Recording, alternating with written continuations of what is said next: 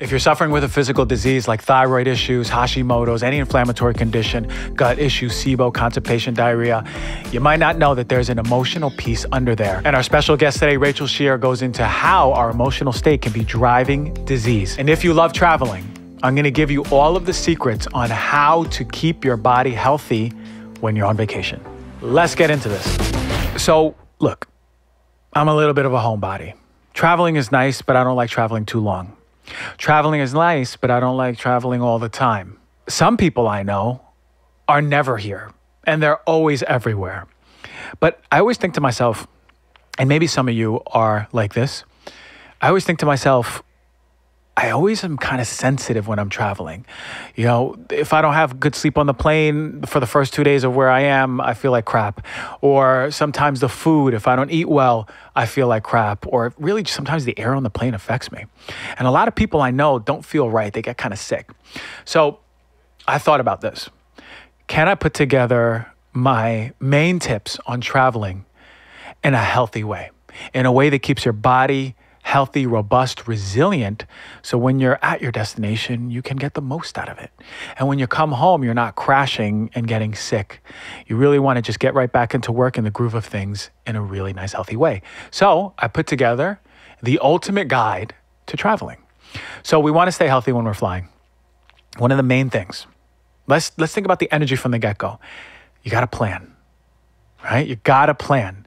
You want to make sure you're at the airport with ample amounts of time so you're not setting off your chemistry. And then what I mean by that is all that cortisol spiking up, the adrenaline spiking up, and you're already in a state of go, go, go. I'm going to be late. I'm going to miss my flight. What about this line? This line is moving that fast. How many of you know what I'm talking about? Oh my God, security is going too slow. Why is this lady not taking off her shoes? Now she has to go back and do. I know you know this. So see what you can do. First of all, for me, TSA PreCheck has been amazing. You just go in, show it, you wait in half the line. It cuts out half of the time. So if you can afford the time or the expense, try that out. That's a really nice hack. But really, you got to plan.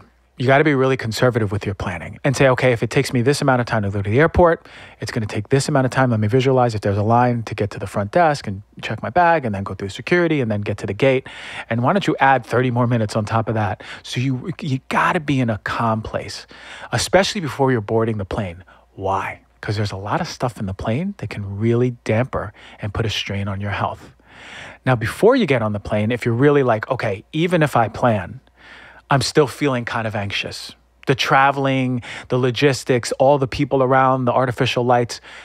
L-theanine it's been one of my top 10 favorite supplements since I was in school. L-theanine is an amino acid, which is commonly found in green tea. And it's the thing in green tea that doesn't make you have that really hard caffeine jitter that oftentimes we see in coffee, which doesn't have L-theanine. So L-theanine will put your brainwave state in alpha brainwave state. What that means is you're sort of focused, but you're calm, which is the best place to be, especially during the day, especially during work. So your body's calm, so it could be a really good supplement that you can take before. Now it depends, you could take 200 milligrams, 400 milligrams, even 600 milligrams, but you got to talk to your doctor if it's safe. Generally speaking, it's one of the safer supplements. Now, talking about getting on the plane, or even before, you might want to take a moment, put some headphones on, do a little breath work, deep breathing. Now remember, you want to be able to exhale longer than you inhale. That's going to put you in a really grounded parasympathetic state. So let's say you inhale for 3 seconds, and then exhale through the nose, 3 seconds or 6 seconds. Right? So the more you're exhaling longer than inhaling, your body is getting the signal that where you are is safe. Even if you were running like a Tasmanian devil, you were juking all of the people on the security line, really running to your seat to make it, now is a good time to ground. There's also apps out there. The Calm app is one of my favorite ones. You can use that on your phone to really connect and ground yourself before. So take about 5-10 minutes, if you can, 5-10 minutes before the flight to just turn off. Put on your headphones, close your eyes, and ground yourself.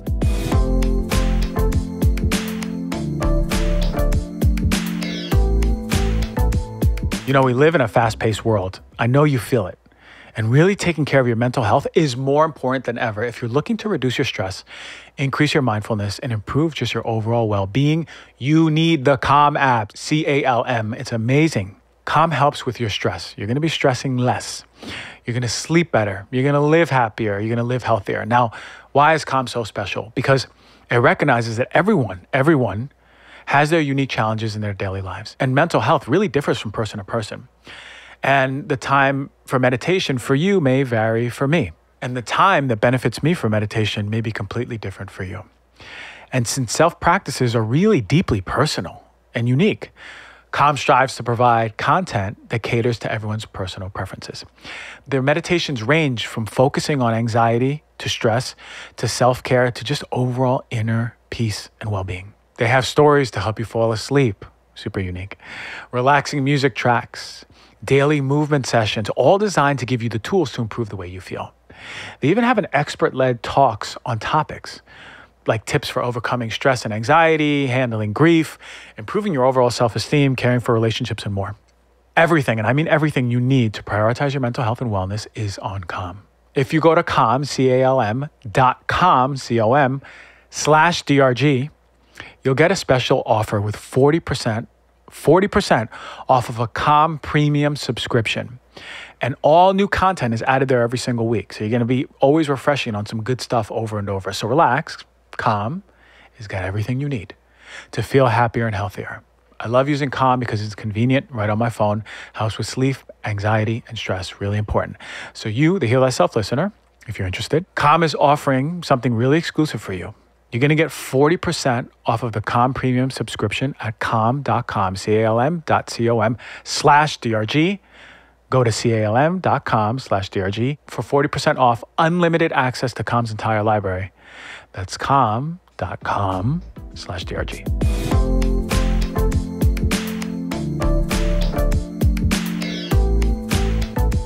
One of my favorite partners here at Heal Thyself, long-term one, has been AG1. It's a daily foundational nutritional supplement that supports your whole body health. I drink it every day. I gave AG1 a try quite a while ago because I was tired because I was always on the go and I didn't want to take tons of supplements everywhere I went. And oftentimes I didn't have the time to cook a whole nutritious 3-course meal. So I wanted to get a powder in my day that I can take in the mornings that is going to meet and cover these nutritional bases. And for me, I wanted optimal gut health, better energy, a strong immune system. And again, I hated taking 20, 30 pills a day. Now, through a science-driven formulation of vitamins, probiotics, and whole food source nutrients, AG1 delivers comprehensive support for the brain, the gut, and the immune system. Since 2010, let me tell you how much they're on this product and how much they want to optimize it. They've formulated their products and reformulated it 52 times in the pursuit of making the best foundational nutritional supplement possible.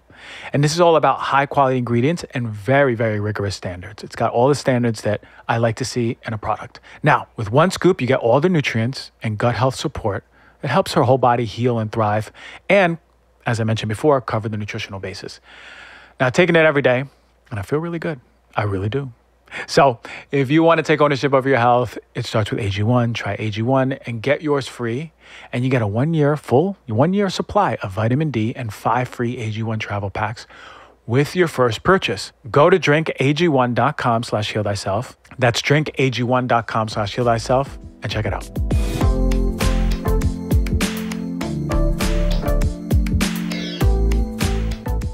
I mentioned when you go on the plane cabins are not the healthiest places. And we actually know this. There's a lot of flight attendants where their sickness is correlated to the cabin that they're in. And there's reasons why. Well, one, you're exposed to radiation. Okay. The CDC reports on cosmic radiation say, yes, we're all exposed to cosmic radiation daily. And radiation is measured in millisieverts. And we receive about 3 millisieverts per year in background radiation. And this is just being a human on Earth. From one flight from the east to the west or the west to the east in the United States, you get about 0.035 millisieverts. So really you need to be a frequent flyer, right? About like 80 flights per year. That's more than a few flights per month. You're just going and going and going, just going. Then you're going to be at really risk for extra ambient radiation than you're getting natural. And you want to really be aware if it's going up to 6 to 9 millisieverts, you got to be very careful for your health because then you're getting too much radiation. But There's other things that bring this up.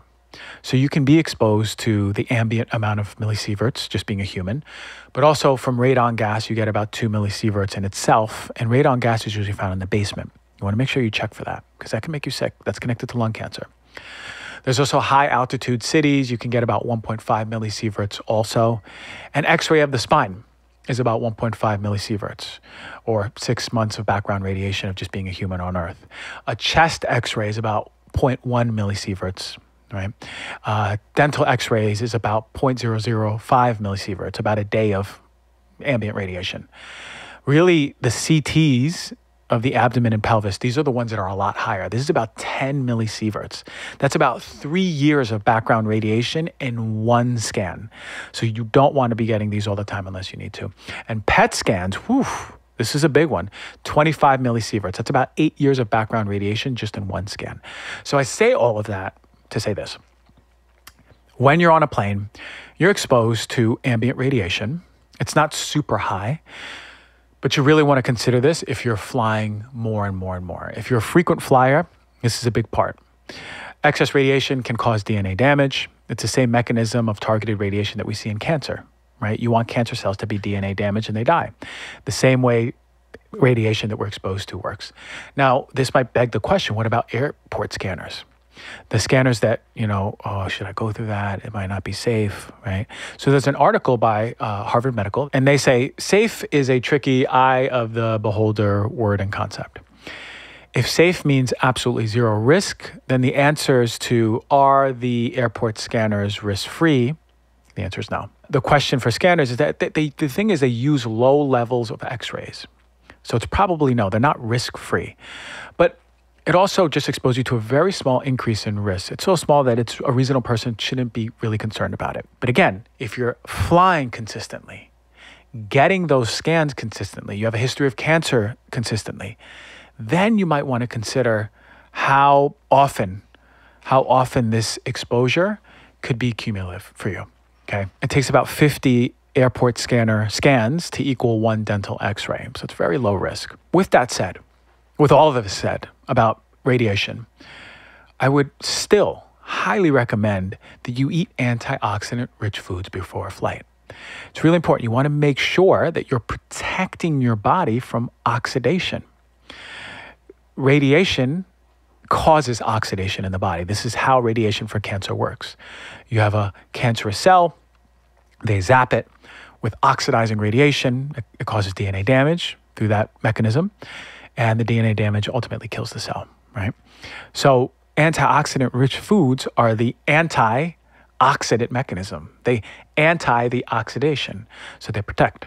So you want to make sure you're eating at least the day before, the night before, the meal before you get on a plane, really rich food, right? A lot of green, rich food, fruits, vegetables, colors of the rainbow. Maybe you make yourself a really, really dense, beautiful smoothie before, right? You get some protein in there to keep you satiated, but then you have not super high sugar, but you have a lot of those wonderful fruits and vegetables in there, keeping in the fiber. And it's great because it overlaps with the immune system. So you want to think plants, think colors. Strawberries, oranges, carrots, blueberries, leafy greens, cruciferous vegetables, apples, matcha. Wonderful stuff to take before a plane. Now, this one I want you to ask your doctor about, especially if you're concerned about the radiation. Chaga. Chaga is a mushroom, and it has a high amount of a pigment called melanin. And melanin, we have it in our hair, our skin, our eyes, and it's responsible for our colors. It's why we get tan. But melanin is also potent at protecting us against UV radiation. And in chaga, it's protective. It's the antioxidant. It causes gene protection. So when we're taking in the chaga, it's protecting our body through antioxidant mechanisms and gene protection overall. And they saw this in the 60s in nuclear sites where the thriving mushroom colonies were chaga. It's amazing stuff. And in animal studies, we see that it protects from radiation, protects the skin, protects the DNA, has immunoprotective properties. Also, a lot of you get constipated when flying. Okay, so you want to make sure, I just mentioned fiber before, that's why I stuck it out there, lots of fiber. You want to make sure you're eating fiber-rich foods before. You might want to take a probiotic before you fly. That's going to be really helpful. On one of the TikTok episodes, Fact or Fiction or Myth or Real, there was a little hack on having chia seed and mixed with water and just taking a shot of it. I mentioned I would have you go back and listen if you're interested, but really having some soluble fiber is going to be helpful at getting things moving before you're getting on the plane, because oftentimes we have travelers constipation. So making sure you're drinking at least a liter of water before you get on the plane, and having fiber-rich food, soluble-rich fiber, chia seeds, hemp seeds, flax seeds, apples, things like that. A lot of people are sensitive to the massive exposure we get in airports of blue light, right? There's so much fluorescent light. So I personally choose to travel with blue blockers. I have the day ones, the yellow ones. And if it's a night flight, I put on the darker ones, and it helps me fall asleep. You're never going to get a good night's sleep unless you're in first class on an airplane. We can just submit to that. But the blue blockers really help, especially get you to your place without feeling overwhelmed, especially if you're working on the plane. So air quality is important to address in the airplane. It's a constant industry complaint by many flight attendants. There is poor overall air quality on flights. And this comes from the off-gassing from the materials on the plane. And it's very important to understand that this is a legitimate problem. John Samuelson, the president of the Transport Workers Union of America, it's the organization that represents over 17,000 flight attendants in the United States, characterized that air quality on flights is the industry's dirty little secret. What you're breathing in is recycled air and compressed engine air. It's horrible air quality. And for me, that's a big problem, especially being sensitive to air quality. So you want to make sure you're protecting your body, you're protecting your immune system, protecting your liver, right? There's different herbs and nutrients you could take. Respiratory protection, things like glutathione or mushrooms too. High antioxidant foods and drinks, as I mentioned, things like matcha, the colors of the rainbow, fruits and vegetables. You want to ask your doc about things that are protecting your immune system. Herbs like lomatium, licorice, osha, O-S-H-A, lemon balm, oregano, echinacea, olive leaf, medicinal mushrooms, elderberry, vitamin D, and vitamin A. Some of my favorite immune supporting herbs, mushrooms, and just supplements or nutrients overall. There's very few studies on the water quality on planes, but you should know it's subpar. Even washing your hands from the water in airplanes ain't too good. You might want to just use hand sanitizer, and definitely don't drink the water on the plane unless it's bottled. Another hack that you can do is there's this little air purifier that came out. And shout out to Swell Score. We have it on the Swell Score, one of the few places that sell it. And it's called the Medify Air. And the Medify Air can, I believe it's up to 200 square feet in about an hour that it'll clean the air. So not only are you benefiting with this little air purifier, and it's electronic, you don't have to plug it in, you can just charge it. And not only are you benefiting, but the people around you, the people in front of you and people behind you, you're going to have the cleanest little radius of air on the whole plane. So it's really, really cool. Cleanest circumference of air on the whole plane. So check that one out. And listen, to you, that might be kooky, but for me, I put that little air purifier right in the little pocket in front of me, put it on full blast. I got my blue blockers on.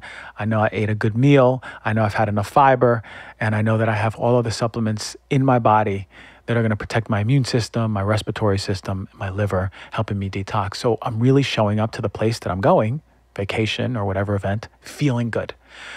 When you land, you want to make sure you put your feet on the ground. You want to make sure as soon as you can. Grounding is amazing. You know that. I've done shows on it, multiple shows. Improved sleep, improved energy, elevated mood, right? Reducing symptoms of anxiety and depression, irritability, which we all can kind of feel, especially the anxiety and irritability when we're traveling. Just reduction in overall stress and tension. Awesome when we're traveling. Enhance immunity. We need that. Decrease inflammation and pain, especially sitting down for so long. Muscle stiffness and soreness reduced sitting down for so long. And of course, improving circulation and aiding in delivery of oxygen to your cells, especially from sitting down for so long. You see what I mean? So grounding is like a one-size-fits-all amazing hack you can do. I like getting into the cold.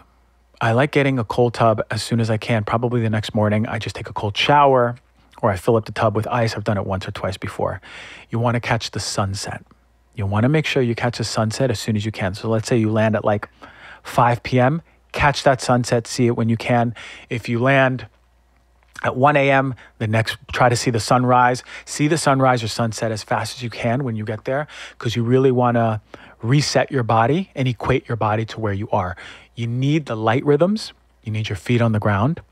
Those are two of the most important things for resetting you and making you feel better, helping you feel better to time zone changes, okay? So lastly, what are some of the things that I bring for myself when I go on vacation or I travel anywhere?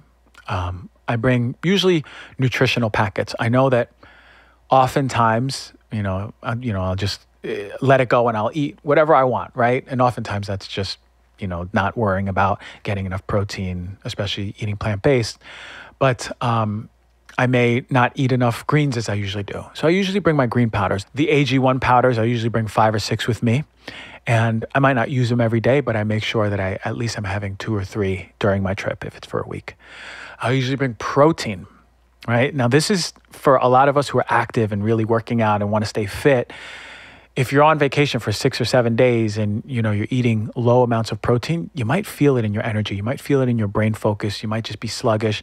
And ultimately, you want to keep your muscles strong. So I bring packets with me.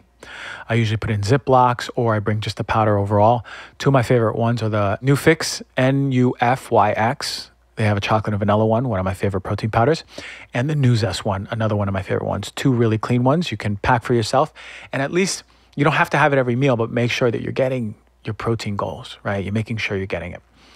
Some of the supplements I bring with me, especially if I go to an exotic place, are things like activated charcoal. I got a sensitive belly. Every time I go to Mexico, at some point, I will be having diarrhea or throwing up, period. Unfortunately, it's part of, I just submit to it. Activated charcoal is fantastic. It adsorbs to those toxins that you're getting from the infection, from the food sickness, and it helps it pass a lot quicker and hopefully for many of you, a lot less dramatically. Ginger is always fantastic, especially if you get a stomach ache. Probiotics are something that I always bring for myself. Check out the ones on Swell Score. We have some of my best hand-picked probiotics on there. Immune stuff, as I mentioned before, I always bring something called Active Skin Repair. Again, that one's on Swell Score too. Shout out to them. And that's always if there's an injury. It's one of the best things for cleaning the injury and healing the skin.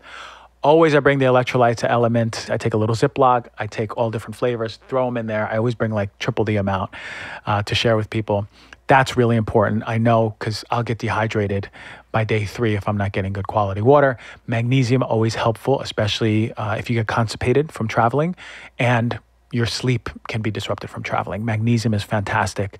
I take the one by Biooptimizers. And not to bring it overkill, but some people like to bring devices for themselves. They bring the red light therapy. If it's part of your beauty routine, and it's one of my favorite things for collagen, and you want to be consistent with it, I bring the little red light box. I have 2. I have the one by BioLight and the Loom box, 2 of my favorite ones. And exercise. You really want to make sure you're moving. I know it might be vacation, but plan to at least walk to the destination you want to go to, or do the steps right by the pool, or do a few laps. You really want to get movement in. It's going to be really important, especially to set the precedent, especially the first few days of feeling good throughout. You don't just want to sit down, not move your body. You're going to get inflamed. You're just going to be sitting there, especially if you're drinking or eating poor quality food. It's going to catch up to you pretty fast, if not when you get home. You can always bring a jump rope. You can do squats in your room or outside, push-ups in your room or outside. You only need 30 minutes and you can do a nice circuit and you'll be feeling good for the whole day. You should shoot, if you have an Oura Ring or Whoop bracelet, for about 8,000 to 10,000 steps a day. And lastly, everyone is going to have disrupted sleep, especially when traveling and getting used to a new place. And that's okay. But if you need to bring earplugs, don't forget those. If you need to bring a noise machine, a white noise machine, those are really nice. Those are helpful. You can have the solo ones, the devices, or you can get one on your phone, the sleep fan. That's one I've been using for years. Really helpful. If you have noise canceling headphones, really helpful, especially if you're in a hotel and there's parties going on and it's really loud. The noise canceling headphones would go a really long way. So that might have been a lot, but take from it what serves you, right? Take from it what resonates with you. You might not be sensitive when you travel, and you might not get constipation when you travel, or you might just pass out and fall asleep. But some of these things, these are all the things that I do, and it might be overkill, but it serves me. So check it out, see what you like, see what serves you. Make sure you're moving your body, make sure you're eating good food as best as you can. Make sure you're getting good sun, you're grounding, get in a cold shower every other day or every day. I know you're on vacation, you don't have to go crazy, but really doing these things is going to set you up to have a really strong, healthy, rejuvenant, robust, just restorative vacation. And more importantly, when you come back home, you don't want to be on your deathbed and miss all this time in work. You want to come back up and running, and this is the way you set it up.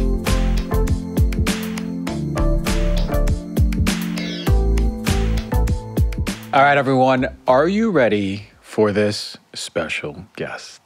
All right, I'm very excited. We have a mutual friend, Dr. Gabrielle Lyon. She's been on the show before.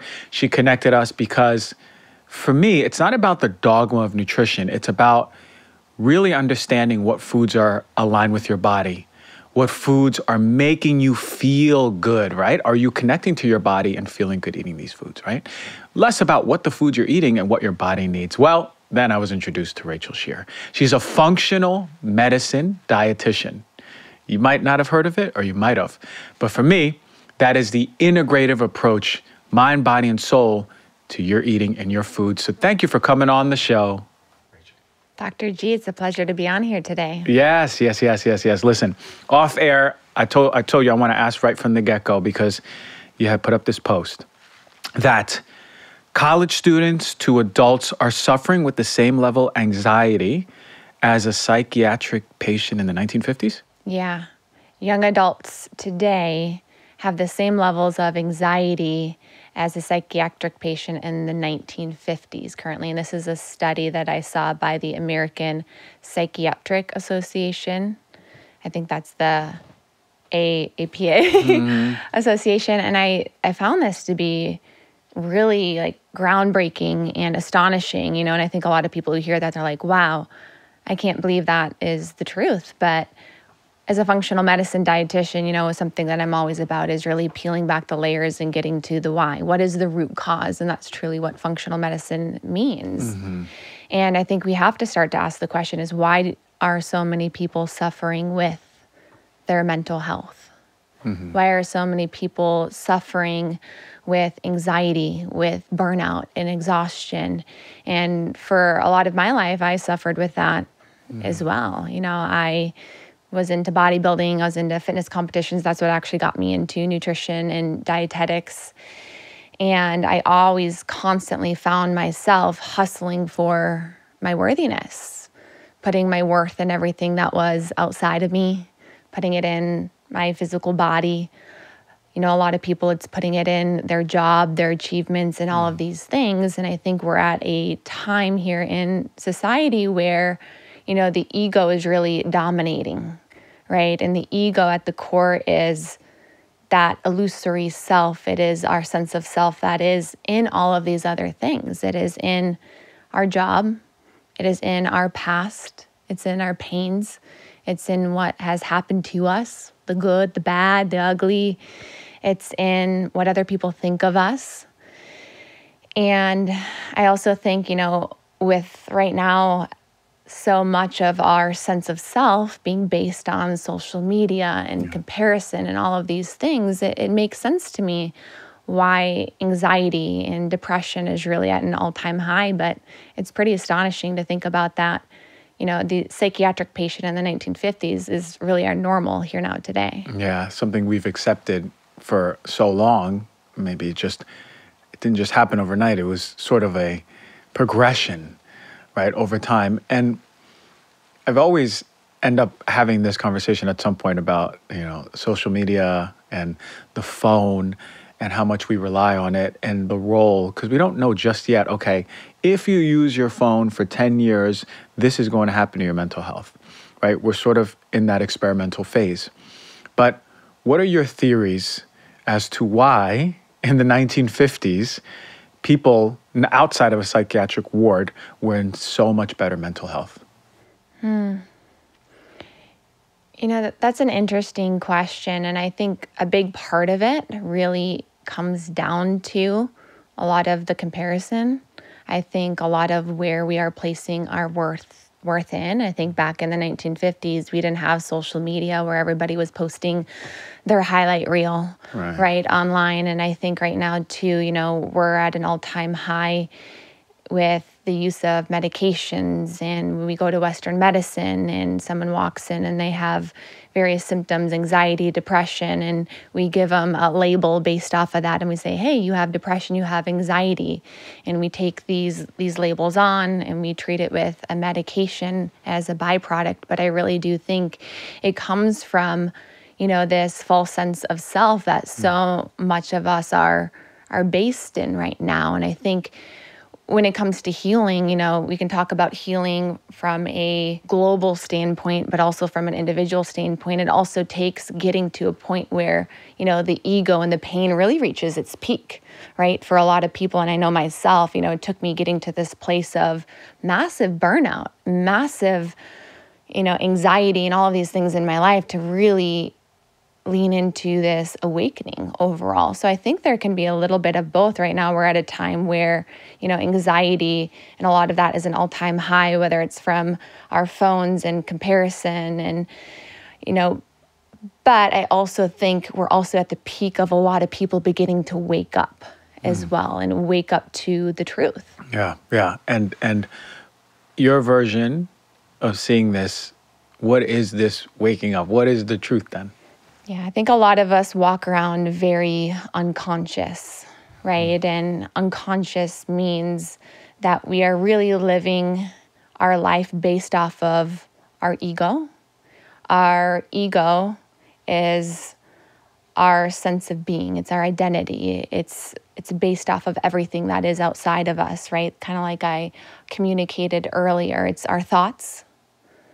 It is our judgment of self. It is our judgment of other people.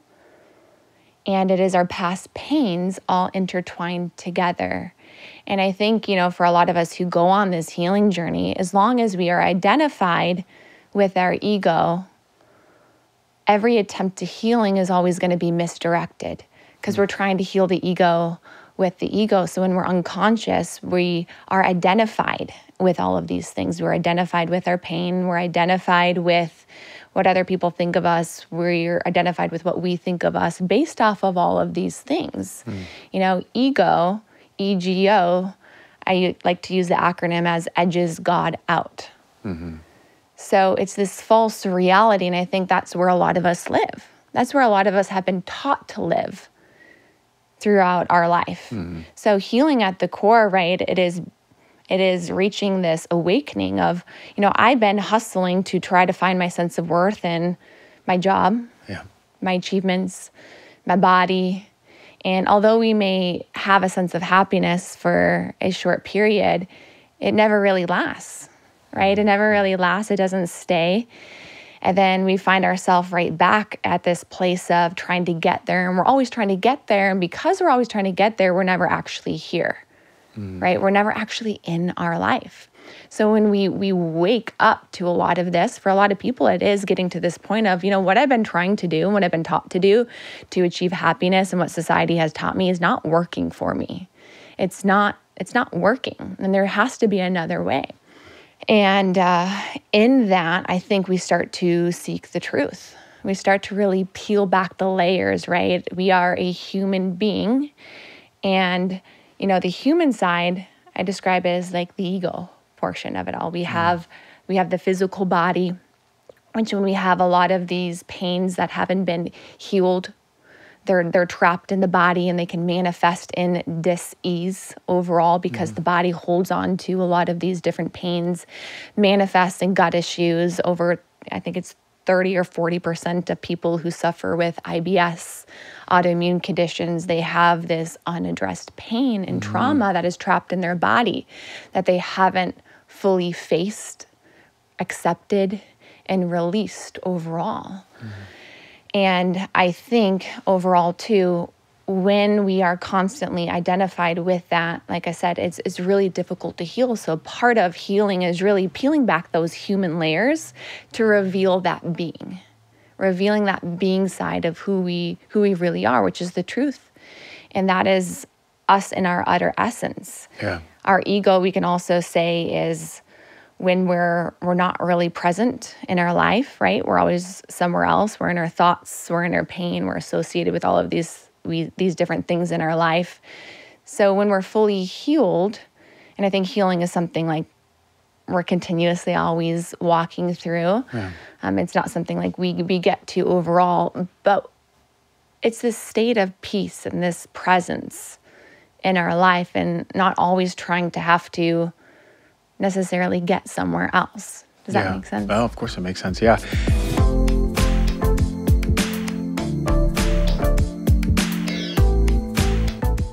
You ever hear of Element? This is a very tasty electrolyte drink. It's got everything you need. It's got a lot of salt and no sugar. And why? Well, it contains a science-backed electrolyte ratio of 100 milligrams of sodium, 200 milligrams of potassium, and 60 milligrams of magnesium. It's got no sugar, no artificial coloring, no artificial ingredients, gluten, or fillers. Now, Element is formulated to help anyone with their electrolyte needs and is perfectly suited for any lifestyle, however you eat, whether it's paleo, vegan, keto, low carb. Now, it's important for you to understand, we need to replenish our electrolytes. Whether it's a marathon runner activity, lifestyle, or you're just waking up early in the morning and you need to rehydrate, we need electrolytes to feel good, and our body runs on it. An electrolyte powder like Element can help prevent those common symptoms of electrolyte deficiency, like headaches, muscle cramps, fatigue, sleeplessness. Optimal hydration is about balance, specifically the right fluid to electrolyte balance. And now that summer's here, it brings the warmth and sunshine, but you're also going to be sweating. You probably have been all summer already, especially if you've been outside. It's been a hot summer. This is why balance is very important. Element's grapefruit salt has returned for the summer. It's my favorite flavor, and it'll help keep you balanced throughout the summer. It's been great to have Element as part of my routine. I use it when I'm in the sauna. I use it every morning. I use it in my drinks throughout the day. It's really important, and I feel hydrated. So right now, Element is offering you, the Heal Less Health listener, a free sample pack with any purchase. That's 8 single-serving packets, free with any Element order. Now, this is a great way to get all of the 8 flavors, trying them out, and figure out which one you want. You can get yours at LMNT.com/DRG. The deal is only available through my link.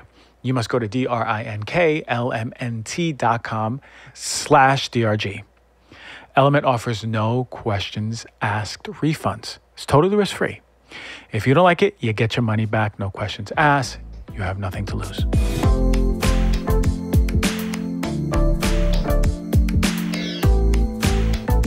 I put up this post that said, you cannot heal someone who feels most safe in their identity of being sick. Right? And we speak about identities, and I think what the viewer and listener, we have to understand is this, is our very self of who we are is not the ego. But the ego is there as part of our human experience. You know, we have that freedom as children, 1, 2, 3, 4, 5, even 6 and 7 years old. We're in this brainwave state where we are in a state of wonder. Everything in the world is what it is. Pure conscious observation. We don't have much judgment when we see a tree. We don't have much judgment when we see a frog. We're having the true experience of frog and tree. And you know, as we get older, there's this mechanism that happens where our ego comes online very strongly. And it's the autonomy. It's the moment where you have a kid and they go, no, I want to cross the street now by myself. And you're like, what the hell's happening? You can't cross the street by yourself. Okay, no, I want to pick my food. I want to pick my outfit, right? The I starts coming online.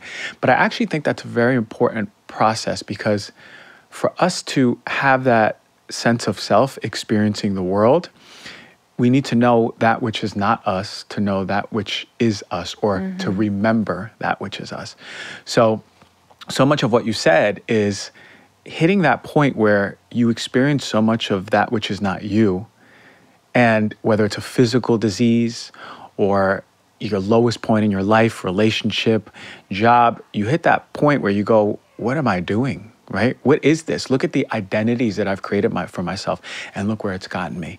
And oftentimes, you know, there's so many stories and novels that have that journey, that hero's journey, and the dark night of the soul, right? Or the darkest point, where we begin to ascend. And I think that ascension to health is a remembrance more than it is a discovery or a journey. It's like, holy shit, all these pieces of me that I've been showing up as are not me. Therefore, who am I? Oh, I'm everything. I am the deepest grief and sadness and anger, but I am the most highest joy, peace, and love and happiness. So that layer, it's a beautiful process that we all go through, and maybe we die and we never go through it, and that's okay. We come back and we do it another way.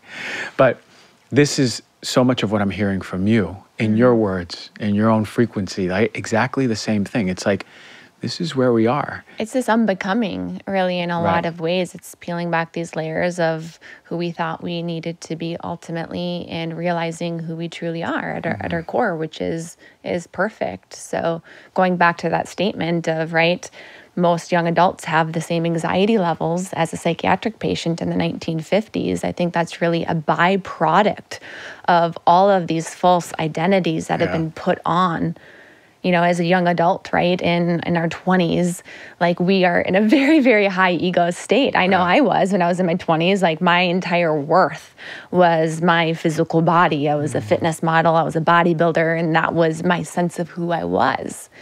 And because that was my worth, right? And I was always trying to attain what I thought was perfection. This led to exhaustion and burnout and all of these health issues, right? So I think anytime we're operating from that place, we're operating from, the ego, and we're operating from these false identities to try to maintain this identity, which isn't truly who we are. The body gives an opposite pushback, right? We can see this in, let's say, somebody who's an entrepreneur, right? And so much of their worth is based in their job and how much money they're making. And then we see the result of a ton of burnout and, depression, right? Because their body gives this opposite pushback. And the same thing happened for me. From a physical level, I ended up with a bunch of gut issues. I was chronically bloated all the time. My hormones, my thyroid plummeted. My hair started to fall out. And my physical health started to suffer, right? And I went the Western medicine route, as we're all taught to go. I'm like, there's something off in my body. I should probably go to the doctor to get this looked at. They did all of the scans, MRI, CT, colonoscopy, endoscopy. And with my blood work, they were like, yeah, you have low thyroid. Use thyroid medication. And then with the colonoscopy, endoscopy, they're like, everything looks normal. You are physically healthy, right? I was a fitness model, so I looked pretty healthy from the outside. And I was just given a label of, here you have IBS or irritable bowel syndrome. And I was given laxatives because I couldn't use the restroom anymore. And my body continued to get worse and worse. And no one was really actually looking at this deeper level. No one was actually looking at the place in which I was coming from. Right? The relationship that I had with myself. I had all these different diagnoses. Everybody's trying to fix me, giving me these labels. And if I would have continued to go the traditional Western medicine route, I would be without my entire large intestine right now, because my gut ended up becoming so dysfunctional, dysbiotic, with bacteria overgrowth, where I couldn't even use the restroom at all anymore without doing an enema. Every single day. My life was miserable. And on the outside looking in, I looked healthy. I was a fitness model, a bodybuilder, right? And everybody's following me as this representation of health, but I wasn't a representation of health at all. I was a representation of this false illusion of perfection, where on the inside, I was miserable and my physical health was deteriorating, right? And that's what really led to my awakening, because, I had the decision of either, one, get my entire large intestine cut out, which I was ready to do at that point in my life fully, because, when you're that miserable in your life, I totally get people where they're like, just give me the pill, give me the medication. I've been at that point where I've been that desperate. I've been on pretty much, I think, every medication, not every medication, but a lot of medications throughout the course of my life. So I know what it's like to be like, just give me what I need right now to fix how I'm feeling. And I dislike where I'm at so much. I got into functional medicine, just learning a lot about the gut and the gut microbiome. And even Western medicine didn't discover that I had bacteria overgrowth or anything like that. They just, they said I had IBS. Right. So I learned this extra layer of getting to the root cause. And from a physical side, I had bacteria overgrowth and dysbiosis and SIBO.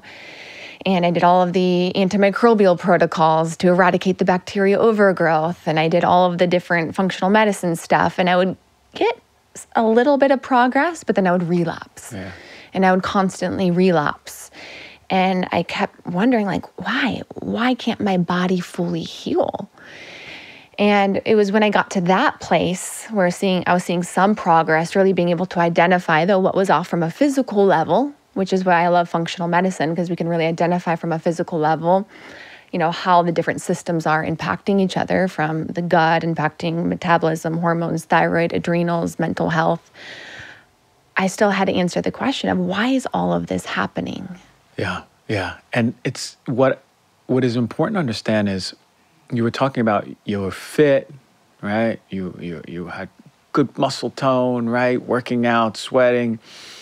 And we value the physical so much that is our picture of health. But on the inside, and this should be such a clear indicator that the physical is downstream of the mental, which is downstream of the emotional, right? So if your emotional state is all messed up, your mental health is going to be messed up for a few years. And then that's going to lead into physical disruption. I mean, you don't know how many times I've seen people say, man, I've done all of the supplements and I've done all the foods. I'm doing it right. I work out. I meditate 10 times a day, you know? They're like, I just don't know what's going on. And we talk about, and you mentioned, so much is still in our body, right? And for me, that's where I go back to that fountainhead coming from the emotional. If we're not addressing those repressed emotions, which are having compensations to mental disruption, which are leading to physical disruption, then what are we doing? And we're looking at the physical here in medicine, right? In the dietetics industry. We're still looking at the physical, right? What's your BMI, right? How's your blood pressure look? Great, that's very important. But we're missing the huge chunk. We're missing a 50% chunk of what health is, right? That mental, emotional aspect. So what were some of the best things then? Because you were really suffering, what I'm hearing. What were the things that really transformed your health? I really had to identify the way in which I was relating to myself. And that's kind of a big word to explain, relate to self, but we're always relating to ourself. And the way in which we relate to ourself directly creates and impacts all of our relationships and all of our circumstances. So what do I mean by relate to self? Well, it's the relationship we have with ourself, which is the view of ourself, right? And I had these unconscious views of myself. I had no idea that I had, based off of my upbringing, based off of a lot of my own trauma that I hadn't really healed through, that were creating various behaviors in my life. And these behaviors, whether it was critical perfectionism, you know, I'd say I'm very, very disciplined, and that's one of my God-given gifts, but it can be taken and used on like the ego, the striving side of everything too. It created these various behaviors, which thus created my circumstances, my relationships overall. I started off with like the traditional route of like go to talk therapy, right? And there's some emotional stuff and I really need to uncover this. And, you know, that kind of opened the door a little bit for me. I think talk therapy though, right, it still keeps it on like this very surface level side. It's not enough. I think for a lot of people, it can be kind of like the gateway drug, like of opening up more to their healing journey. For a lot of people who haven't talked ever about the things that they've walked through or their pains or the things that are coming up in their head, it gives them an opportunity to do so, but it's really just a starting point for a much deeper level of work that needs to be done. And for me, you know, I've been on my healing journey, I'd say since I was 24 years old. I'm 30 years old now. So for like the last 6 years, 24 was when I had all of my really bad gut issues, 23, 24 overall. And, you know, it hasn't been like one thing. And I think that's a big message I want to get across to everybody is that it hasn't been like this one thing, this one coach that I worked with, this one thing that I did. It has been this continuation of peeling back these layers slowly and slowly overall over time. But I really had to get back to the root. What is the way in which I was viewing myself? And I realized, you know, I've been carrying around a lot of these beliefs of myself that stemmed from my upbringing, my childhood. You know, I grew up with a lot of neglect. My mom was physically absent when I was growing up. So she was out partying, drinking, doing drugs.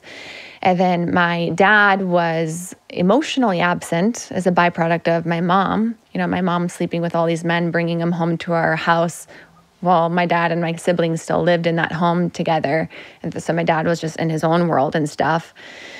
So I created various meanings as a young girl about myself that I didn't matter, right? Because my mom was out doing her thing and my dad wasn't absent. So I created these meanings of I don't matter.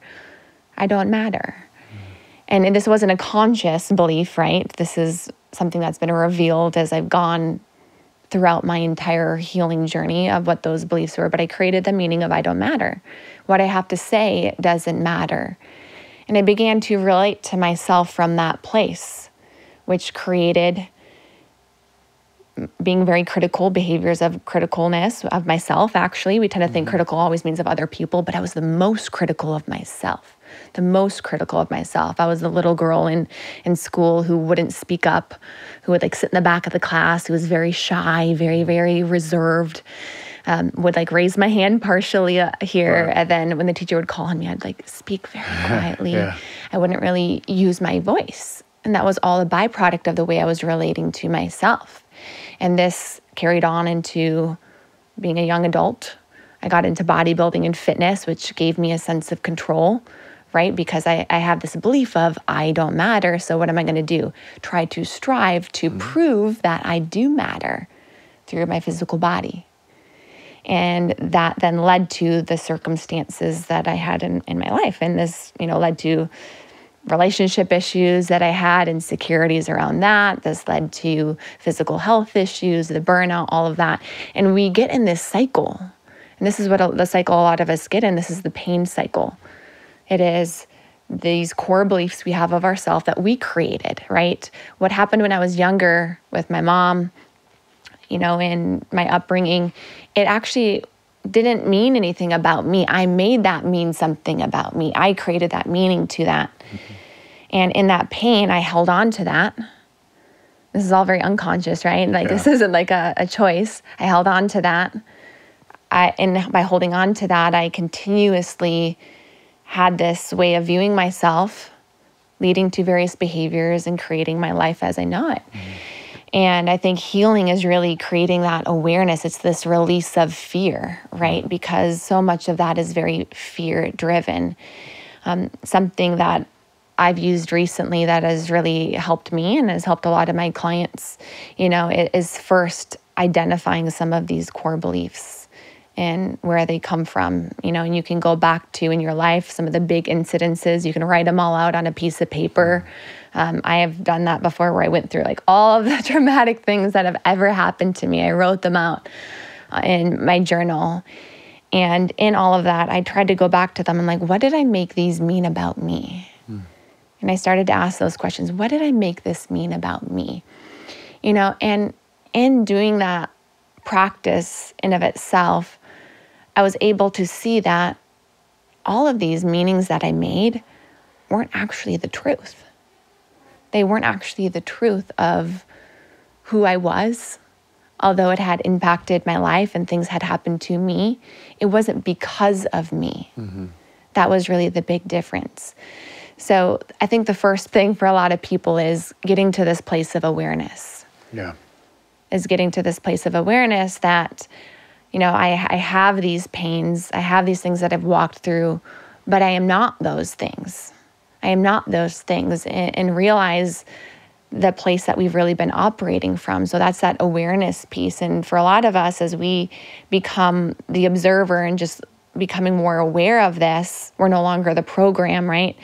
And we can begin to disassociate from that. And sometimes we use disassociation as a bad thing, right? Of like, I'm disassociated from my life. That's not what I'm talking about. This is disassociating from the identity that we have in a lot of these pains and these traumas that have happened in our life. And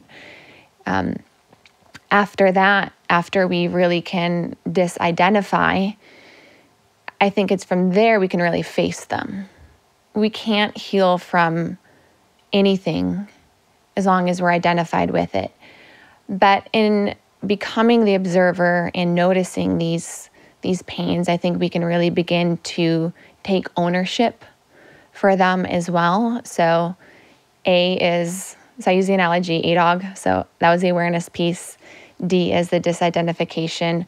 O is that ownership piece, right? And for a lot of people, ownership is hard to really explain, to understand. So I always give the analogy of, a grounded mama with a kid in the grocery store who's throwing a fit, and if you've ever seen a little kid, who's like, Mom, buy me buy me whatever candy bar he wants, and he's on the ground and he's throwing this tantrum, right?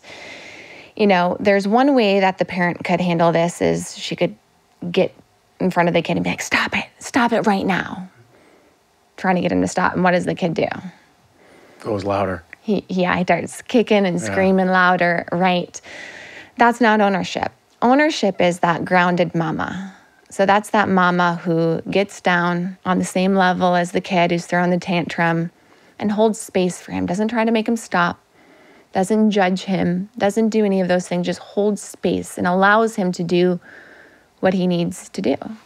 And eventually, that little kid starts to calm down. So it's this ownership is holding place. It's being that grounded mama for ourselves. So in that, you know, when we have different emotions, and oftentimes like we become so disconnected with our body, we don't even know there's these deep-rooted emotions inside of us, right? So as we start to take ownership, it's really first paying attention to what is in the body for a lot of women, right? When we actually, I think men too, but I work with a lot of women, when we actually slow down and we get into our body and we start to like pay attention and we create space, there's all this emotion there that wants to come up. And it's easy to want to like get rid of it, right? That's like the kid is like, stop it right now. And whatever we resist persists, and that keeps that pain trapped in the body. But if we can show up like that grounded mama for that pain, hold space for it, say, hey, I'm going to allow this to be there. I'm not going to judge it. I'm going to actually accept it and embrace it fully. And sometimes it's feeling whatever charge is there. Sometimes you'll actually feel that sensation in the body and just allow that to come out of the body. I know for myself, it's been bawling. I've screamed in a pillow. Like there can be a lot that's there. And in that is you actually healing in those moments. Sometimes we think it's backwards, right? We're like, no, I don't want this because this means I'm going backwards, and we're afraid of it. But it's in that release, it's in that ownership that we are actually healing in that moment. And from there, getting into the G of the ADOG, that's grounding ourselves back into the present moment, right? So we allow what needs to come up, and then we can ground ourselves back into the present moment. So that's getting into our bodies. Sometimes that's feeling our hands. Sometimes that is, you know, paying attention to the energy inside of our body, our breath. I love getting in nature because it keeps me very, very present. And it's continuously doing this like over and over again. And eventually we notice there's less of a charge. And that's when we can know that we are healing based off of the level of peace that we feel in our life. I feel that. You know, this, and you said a lot of very important points. Your journey is your unique journey, but it's unique in your experience and the ingredients. But all of us have the parental experiences that have created compensations, which create the story, and not only create the story, revalidate the story. Because I'm sure there was moments where you were like, I don't matter, and that frequency is coming out of you, and you're just experiencing I don't matter more and more and more. And it's becoming more confirmed, and the ego goes, see, I know, I told you, I don't matter, right? And then the compensations come, and then I'm gonna matter. And you do all the things that are achieving and achieving trying and to prove that I do matter. Trying to prove, right? And that is an endless thing. But it could be the same way with, I'm going to start a company because I matter, and I'm going to impress my dad, or, who I never mattered for, or my mom who I never mattered for. And, you become like this billionaire CEO, and you're still trying to matter, right? It's still, we all have the same experiences, just with different ingredients and different stories. For sure. Which brings me to your formula, which is really important. The first level is that awareness. First level is going, hold up. Wait, this is my life. And so much of this life that I've created and relationships around it are rooted in this pain. They're literally rooted in this story that was created when I was young, when I didn't know better, right? Because we as children, we're beautifully self-centered, right? If mom's crying, we're not thinking about she's crying because of the bills, or we're not thinking about she's crying because she got my fault, demoted. Right? It's my fault, right? So imagine then the stories that happen when we're kids, And we forget that we created that story. We forget that it's perpetuated. We forget that it's revalidated through our lives. So the awareness is like, okay, this is the product of my life. Now, with your techniques that you even, the writing so simple, go back. Hey, I remember this in first grade. In 8th grade, this was really big for me. High school, college, boom, boom, boom, boom, boom. And then really, really, as you said, bringing that awareness about like, what did you think about yourself? What was the story that was created from that? A lot of us will say, okay, just do you remember that? And no, yeah, I guess. Well, can you forgive? Yeah, right? No. How did that compensate in your life? And then I love ADOG. That's ADOG. Easy thing to remember. Let's just so we remember. A is awareness. Awareness. D. Disidentify. Disidentify. O. Ownership. Ownership, the mama, grounded mama. And G. Grounding. Grounding. Perfect. All of us look at that. That acronym can be life-changing for us. And you said, it's not just a one-time around, it's an over and over. You're constantly doing it. I'm still using it, even honestly this morning. Mm-hmm. Like I noticed some things coming up. I've been traveling here for the last week and a half and going on all these podcasts and speaking, and I never sleep very well. And one of my biggest triggers is not sleeping well, because then I get into this place of, oh my gosh, I'm not going to be able to show up my best. And then I start, putting my identity in that. And I'm at a place where it's not like that doesn't happen anymore. And that's also too what I want to communicate with people. And that's why it's healing. Yeah. It's healing. And anytime you also up level in your life, like when I'm going on a bigger podcast or a bigger stage to speak to, there's also a lot more that starts to come up. And I'm like, oh my gosh, I thought that I had healed through this. And it's like, I did, but now there's another layer to it, right? And I think that's what's so beautiful about this experience is it is continuously healing. And as we continue to do the healing work on ourselves, I also think we're able to impact that many more people. And I think that's really our divine purpose that we are given from God. We were given a lot of these things purposely. A lot of us can look back and be like, why do these things have to happen to me? I wish they didn't. You know what? I was terribly insecure. I could barely speak. I could barely use my voice. And because I've healed through that and gone through my own healing journey and also all the things physically from the fitness side, now I've been able to step into a place where what I do is literally speaking, sharing my story on stages, talking about healing, taking the things that I've walked through and then turning it outward and being able to impact that many more people. And as I continue to do the healing work, I'm able to actually bring love into other people and bring more awareness into other people. And I think that's the divine purpose that we all have. It was given to us, for us to heal through. So we can find that God-given, that divine purpose for our life. And the coolest thing is then being able to look back and be like, you know what? Thank you, God. Thank you so much for giving me all of those trials and these challenges, because I would not be the person that I am here today without it. And I bet even the same for you with the work you do. Yeah, 100%. I believe that we choose so many of the trial and tribulations before we're even incarnated into this earth, right? We, through free will, have our experiences, but things are going to happen in our life. And they're for a reason. We had one of my close friends, fantastic doctor, Dr. JT, that came here. And he was talking about, that's part of the journey, man. The purpose, for you to find your purpose and live your purpose, you have to have those experiences, right? To see that which you are not and that which you are, and to embody that which you are through those experiences. But divine purpose, and the way you said it, is so important. I believe we're here to embody who we are and remind other people who they are, right? And who we are is unconditional love, but not romantic love. Not the movie stuff, not the hugs and kisses.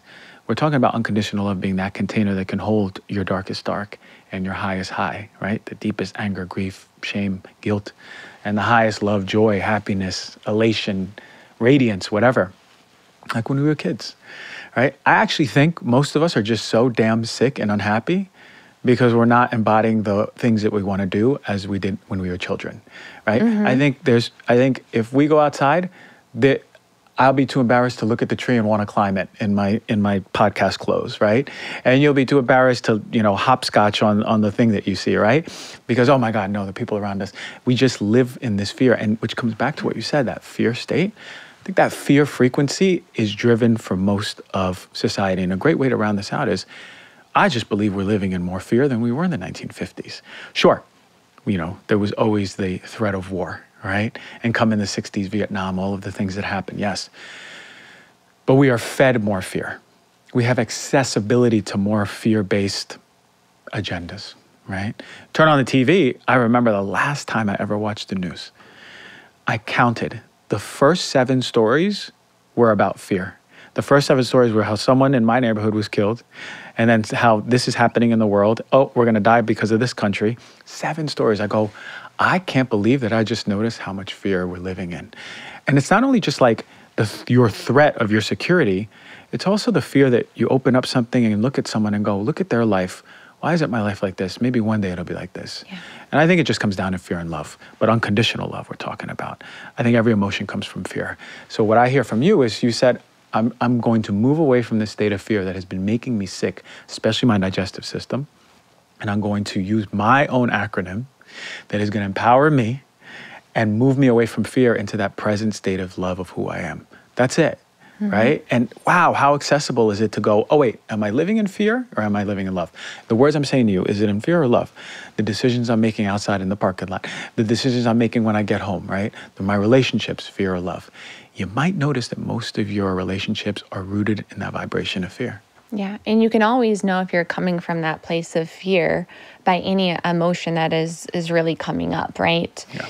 And I think if we tune in with ourselves, right, if there is anger, if there is anxiety, we're not coming from a place of love. We're not relating from that place. And oftentimes we also think that the opposite of love is hatred. It's not. It is fear, truly at the core. So our life purpose is getting back to fear. I like to give the definition of health as inner peace and wholeness. We could say on the physical level, it is everything in alignment internally in the body. But from a spiritual level, it is wholeness. It is oneness. It is love, 100%, where illness, right, there on the physical side are imbalances in the body, there's dis-ease, but also on the spiritual side is external searching. So when we can release that external searching, which is very fear-driven, and we can come back to this place of wholeness, which is health, that's when we are in a place in love, just like you said, not a romantic type of love overall, but we have love for ourselves. We have love for other people. And that's why, anytime I meet somebody who is incredibly judgmental or critical and putting other people down, I know intuitively that there's not love there for themselves, because how we view and see other people is really a reflection back of what we see in ourselves. It's love for God. We feel connected to God. When we feel connected to ourselves, we have love for ourselves, and we're able to reflect that back to other people overall. And I think that's the gift, and that's our external purpose, right? So internal purpose is a lot of this healing and getting back to that place of love. It's that unbecoming. And then our external purpose is really being able to give that to other people. And we can have a life calling, right? And that will change over time, meaning that's the work that I do, the mission and that kind of stuff. I'm not talking necessarily about a calling. I'm talking about external purposes. Every person you meet, can you give that gift to them? Every person you meet, not just when you're, in a work setting, you're making money off of it, right? That's a whole nother area. And I think you can have your purpose in that, but can you give that to somebody else? Can you help someone walk away feeling truly seen, right? And I think part of when you've been able to do a lot of this work on yourself and get to that place of being in spirit, right? The word inspiration means in spirit. And that's where I think true inspiration is born from, right? We're fully in alignment with ourselves and our most authentic truth of who we are. And from that, we are able to create beautiful things. And we're inspired. We're inspired to do different things. And we're able to give that to other people. And people are like, wow, I'm so inspired by that person. But not because of what they did, because of who they were. Big difference. Big difference. Right? It's wow, they went on stage and said some inspiring things. Okay, but how about when they walk past you and you feel their energy, right? Who they are, who they embody, what they are as a human being. That is the most powerful thing. So I want everyone to notice this. In front of me, I have a dietitian. We didn't mention once about food. We didn't talk about one vegetable, one fruit. We didn't talk about no grains. We didn't talk about no seed oils. We didn't talk about nothing. And I want you to understand, it's because from this stuff arises your true embodiment of physical health. All the other stuff, very important. Eat your prebiotic foods, right? Eat the fiber-rich foods, right? The antioxidants, very important. But we have to go upstream. And what we're talking about is upstream. Very important to pay attention to this to everyone, right? Because we're so stuck in the physical. What should I eat? What shouldn't I eat? The bigger question is, let's bring more awareness into what parts of you are holding you back from being the highest version of yourself. Where is everyone going to find you? You can check me out on my website, rachelscheer.com, and follow me on Instagram, Rachel Scheer. Amazing stuff. And you have clients they can work with. You work with. I have a functional medicine nutrition practice. Mm-hmm. You can find that at rachelscheer.com. So we do all of the testing, the hormones, the adrenals, the gut microbiome, toxins, deficiencies, identify what is off physically.